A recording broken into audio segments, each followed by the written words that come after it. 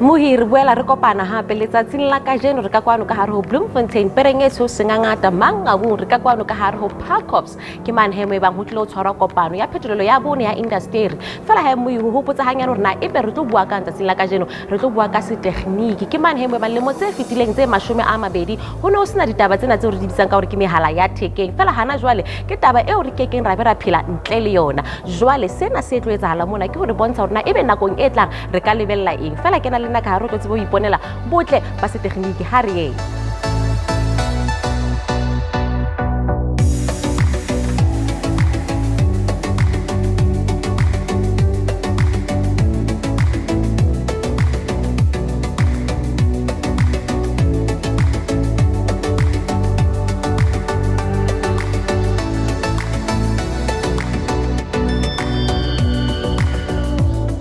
The Premier Sisinto Mbela has found it in her wisdom to convene us this morning in this fashion to have a conversation on a matter of national importance, on a matter that is of national discourse, the fourth industrial revolution, and to have an understanding on the impact that this would have on the people of the Free State first, but also to the people of South Africa in general. South Africa, a democratic country that is a beacon of hope to all, not only the people of the country, but to the world. How do we then make sure that we leverage on the youth dividend and utilizing the fourth industrial revolution technologies to change our status? How do we make sure that we use this opportunity to address the imbalances of the past? Will we continue to be excited when people come and tell us that they're creating jobs?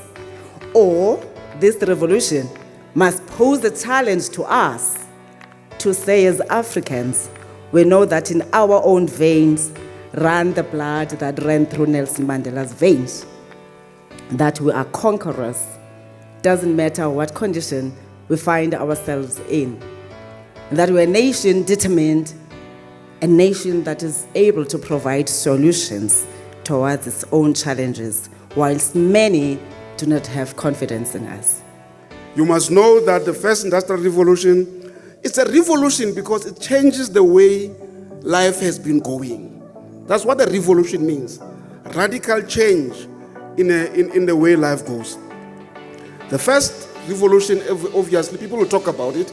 I'm not going to be long. But the first revolution has been the steam revolution, where steam was used to change and develop machines and took people out of agriculture into factories and so on and so on. The second revolution became when electricity was born, where electricity now changes the way things were working and automation started, right? Even some of these robots, these big arms robots, started at that time, right? The third revolution obviously became the digital revolution. Now, why am I raising all these issues? It is because in all the revolutions, we as Africans in particular, we are known to have been spectators. You know, there are even people sometimes who brag. No, why do you talk about fourth industrial revolution when we have not even passed the second one? It's good, say that. But the truth is, we are there now. So we don't want in the fourth industrial revolution, free staters, young people, you must be spectators. We want you to be players. We want you to go in there, try something, succeed, fail, whatever. We will be behind you as the province of the Free State. For the role that universities can play and should play. And these are just a few bullets, and I will scan one or two. What is the purpose of a university? You have two universities on your doorstep, University of the Free State, Central University of Technology, and also with 3 campuses across the province of the two universities. is creating new generations of intellectuals, and I've added for the 4IR because that is our mandate. New knowledge for the 4IR, solving problems for the 4IR. Embrace our cities and communities as really the space where R&D should happen. And that will lead to the smart cities, and I would almost say the smart provinces. And building competitive and local provincial economies aligned with Industry 4.1. And I think the last three we can't lose sight of. Ladies and gentlemen, if we only focus now on artificial intelligence, but we neglect, with all respect, and our government is doing a fantastic job for the social grants. I think it's roughly about 18 million people that are receiving social grants, but we need to empower them. And they are the ones that we need to take hands and ensure that we address the inequality, the social economic inequalities, and enhance our national social justice agenda with government. What are the factors driving this revolution, and how does it affect us? The 4IR is being driven by systematic transformation of technology, information and innovation, but on a global scale. It's not to say that it just actually happens and affects South Africa, ladies and gentlemen. It happens on a global scale. We're all in the same boat. 7.4 billion people on earth. We're all in the same boat. And there are four primary factors driving the state of industrialization. These factors will reshape our industries and will transform many facets of societies and human lifestyle. And the four primary factors of the 4IR, ladies and gentlemen, is emerging catalytic technologies, machine learning, and all of it, ladies and gentlemen. If you ever thought about what brought about this fourth industrial revolution, it's because the United Nations classified that we need to address the 15 global challenges. And we need to bring it in line with the 17 Sustainable Developmental Goals, where we don't want any poverty, we don't want hunger, we need good health, quality education, all the way to partnership for the goals. We are in trouble. But I just have a hope.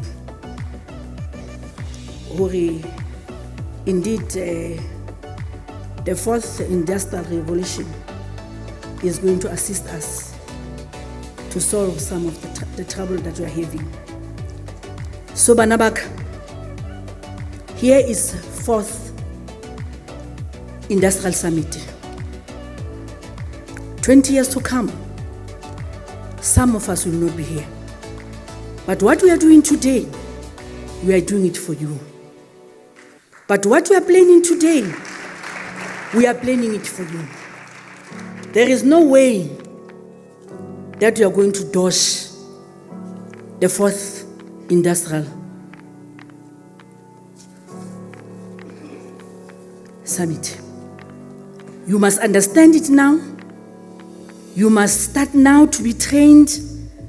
Le tshwanela go qala hona jwale hore le kenelle ho yona, so that in future you must know exactly what is it that is going to happen. And I'm happy that in my State of the Province address I announced the intention of the Free State government to hold the summit, and I'm glad that all stakeholders have heeded the call. Go bontsha gore tabeng e re tletse mona ha se puo fela, go na le ditsebiso tseo yang re tla di ka hana jwale. I had the distinct privilege a few weeks ago to meet His Excellency President Cyril Ramaphosa, in which Renergen pledged to invest 750 million rand into South Africa.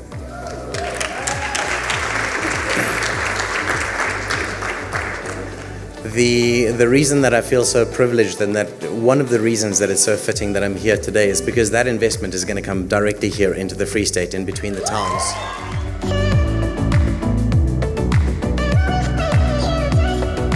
It is therefore agreed that the Free State Provincial Government will provide an amount of 5 million rands to the Central University of Technology for use in the advancement and promotion of innovation and technology development by the Central University of Technology for the benefit of the Free State Province. Really, as a collective, agreed to collaborate with the university, looking at establishment of Center of Excellence in AI innovation, natural language generation, natural language processing, cognitive analytics, machine learning, and forming a digital AI lab to develop a new prototype for purposes of piloting and commercialization of AI-based projects. Now it is therefore agreed that the FSPG will support CUT and Think in their efforts to grow and sustainably by, among other things, review Free State government policy to ensure that electronic waste is disposed of responsibly and environmentally sustainably. Signed and made effective on the 28th day of November 2019, and I'll be signing it in my capacity, witnessed by my fellow director. Thank you very much.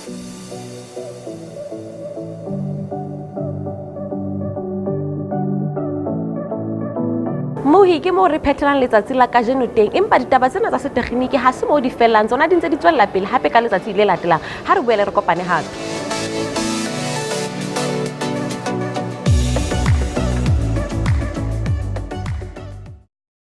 Letsatsi ke la bobedi la mokgahlelo wa bone wa ntshetsopele ya setekgeniki ona o ntse o tswella pele fela he ditaba tsa kajeno re qala ka di breakaway sessions ha re yeng.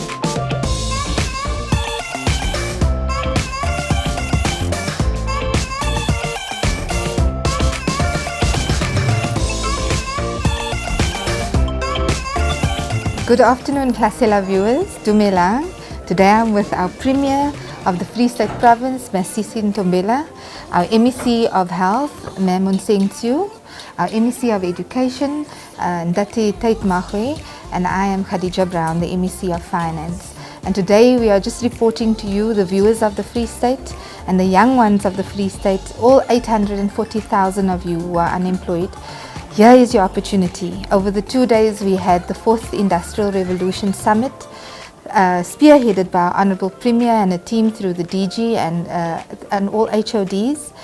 And the positive signs out of the summit was that it wasn't just a talk shop. We had concluded some technical and some positive memorandums of agreements and investments to assist you as young people to be absorbed into the mainstream of the economy, either through education or work or as entrepreneurs. The MC explained, we are here as we think that South Africa and Free State is the right environment for investment and to partner with the right educational institutions. And we would be very happy to be part of a kind of industrial park in a partnership with the university. And looking forward, I hope that sometime beginning of next year, our commitment for your side global premium will result in some good developments.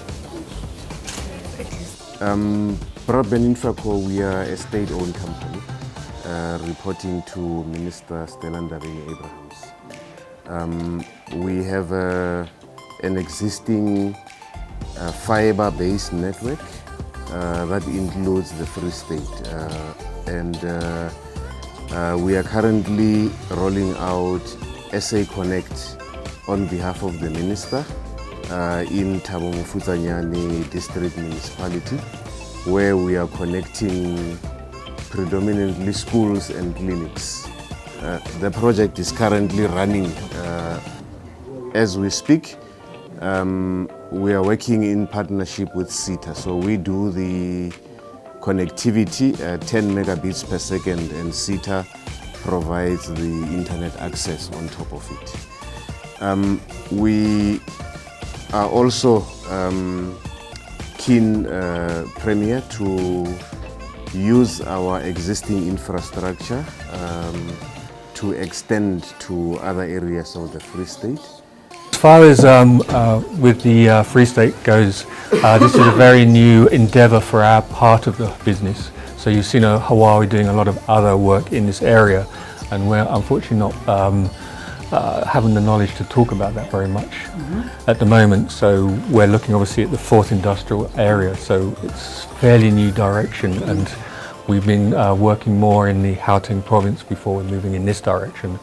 But with this event that was brought on board, we thought it was high time that we should come here and see what direction you want to go, see how we can help and support you in the province, and see if we can walk that journey with you.